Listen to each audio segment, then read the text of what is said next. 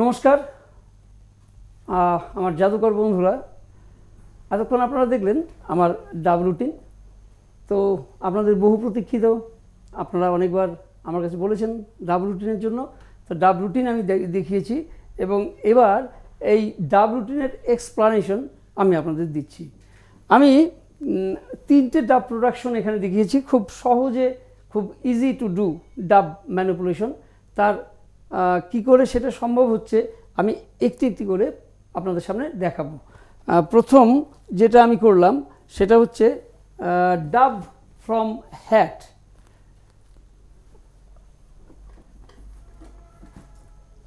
আপনারা জানেন এটাকে বলা হয় ডাব হোল্ডার, ডাব লোডার। ডাব লোডারে ডাবটাকে রাখতে হবে ডাব হোল্ডার।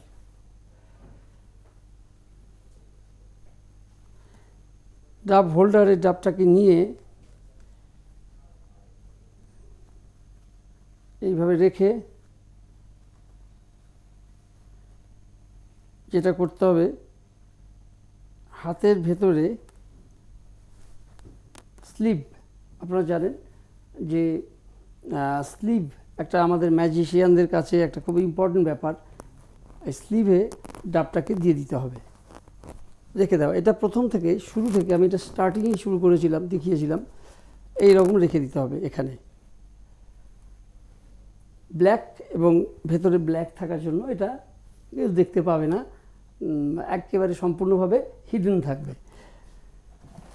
তবে সাবধান থাকতে হবে যে হাত যেন কোনোভাবেই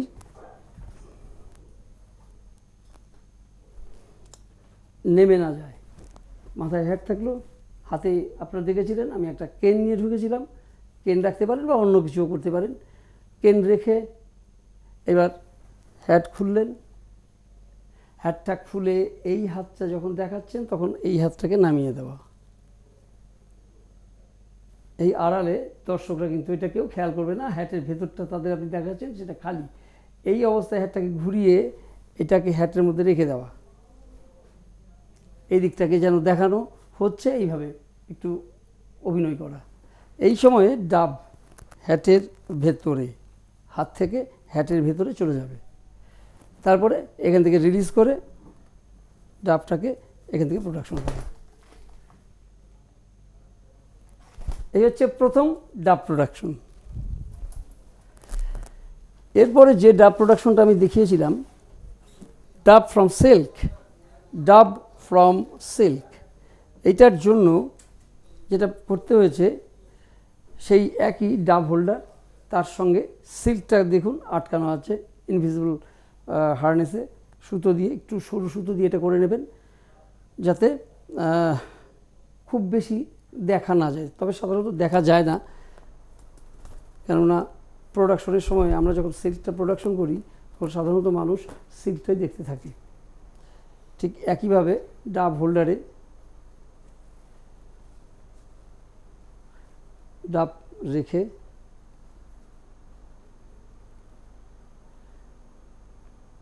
আপনি রেডি হয়ে গেলেন। ডাব পকেট,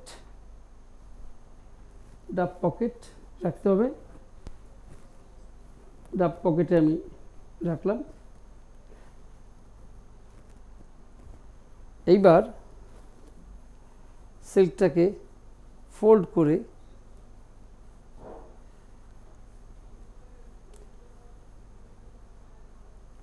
এই পকেটে রাখা থাকলো।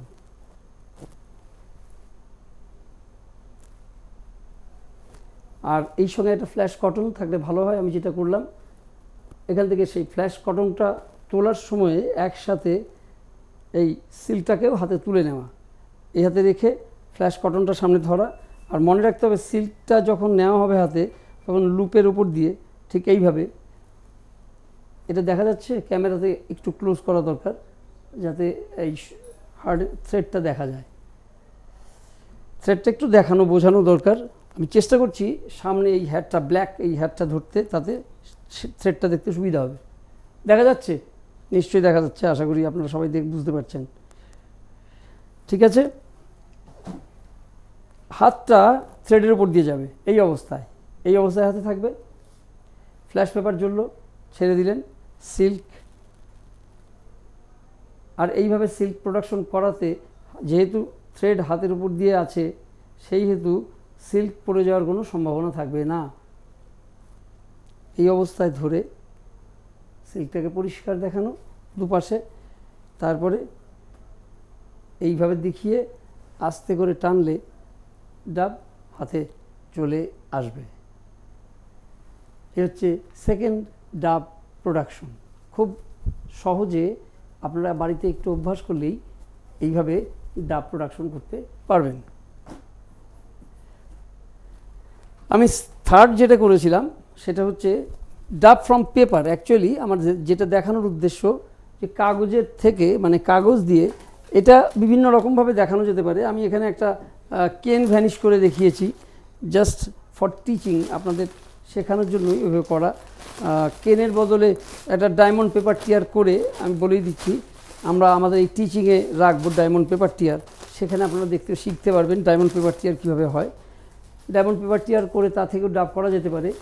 আর এমনি একটা কেনকে আমি যেভাবে ভ্যানিশ করলাম ওইভাবে ভ্যানিশ করেও ডাব করা যেতে পারে। আমি আর একবার আপনাদের সামনে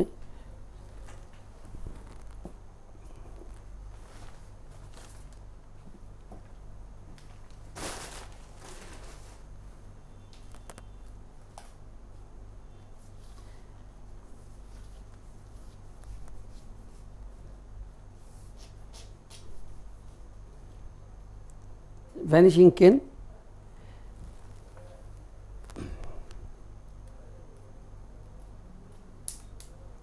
গার্ডার দিক একটু আটকে নেওয়া হলো।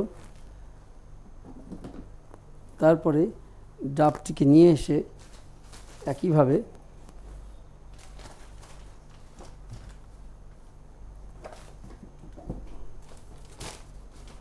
ডাব হোল্ডারে রাখা।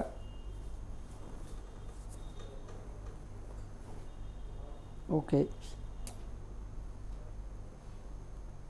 এটার জন্য আমি হোয়াইট কালারের ডাব হোল্ডার ব্যবহার করেছি।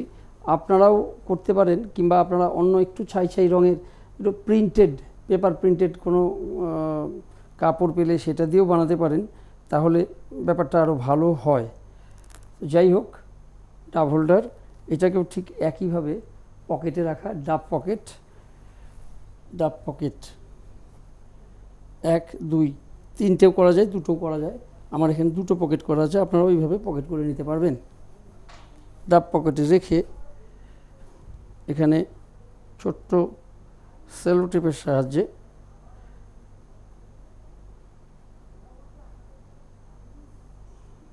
এইভাবে আটকে দেওয়া, মোটামুটি আটকানো থাকলো।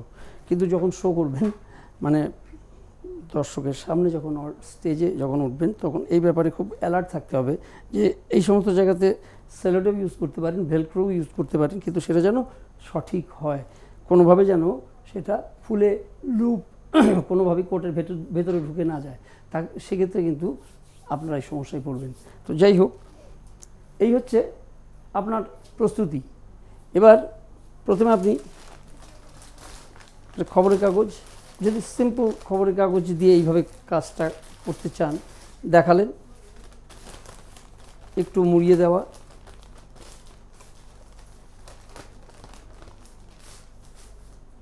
উপরের দিক থেকে এবার ধরা, কেনটা নেওয়া, তারপরে আস্তে কেনের উপরে এটাকে রোল করা। রোল করার সময় খেয়াল রাখতে হবে এটা যেন একটু লুজ থাকে, কেনটা যেন, মানে পেপারের মধ্যে যে জড়ানো হচ্ছে এটা যেন লুজ হয়, খুব টাইট যেন না হয়ে যায়। টাইট হলে কিন্তু কেন বেরোতে সমস্যা হতে পারে।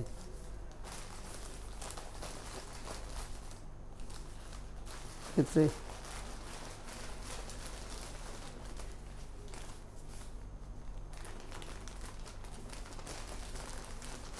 পেঁচানোর সময় খেয়াল রাখতে হবে যতটা বেশি পরিমাণ কাগজকে আমরা ইউজ করতে পারি। ঠিক এই রকম অবস্থায় যখন যাবে তখন গার্ডারটা খুলে দেওয়া, ঠিক এই অবস্থায়, ঠিক এই অবস্থায় দর্শক তখন দেখতে পাচ্ছে। এই হাতে পেঁচানোর ব্যাপারটা চালু রাখুন, এই হাতে আস্তে আস্তে কেনটাকে কিন্তু গুটিয়ে এইভাবে নিয়ে আসা, এখানে কেন চলে আসবে, এই হাতে চলে এসছে অলরেডি। কেন। এই অবস্থায় ঠিক এইভাবে রেখে এটাকে গোটানোর ব্যাপারটা প্রক্রিয়াটা চালু থাকুক। এইভাবে দেখানো হচ্ছে যেন তখনও গোটানোই হচ্ছে, মানে কেনটা এখানে আছে, অ্যাকচুয়ালি কেন তখন হাতে উঠে এসছে। এইখান থেকে ম্যাজিক সল্ট বা এরকম জাতীয় একটা ম্যাজিক ওয়ান্ড দিয়ে বা ইনভিজিবল ম্যাজিক সল্ট যেন দিয়ে দিলাম, কিংবা একটা ম্যাজিক ওয়ান্ড দিয়ে একবার টাচ করে ছেড়ে দিলে কেন ভ্যানিশ। কেন ভ্যানিশ হচ্ছে যখন, তখন এই লুপে, এখান থেকে লুপে হাত দেওয়া আর এটাকে দেখানো, দর্শক এদিকে দেখতে ব্যস্ত থাকবে, আর সেই সময় এইটাকে হাতে ধরে নিয়ে এইখান থেকে ডাবটা হাতে উঠিয়ে নেওয়া, তারপরে ফুলে ডাব প্রোডাকশন।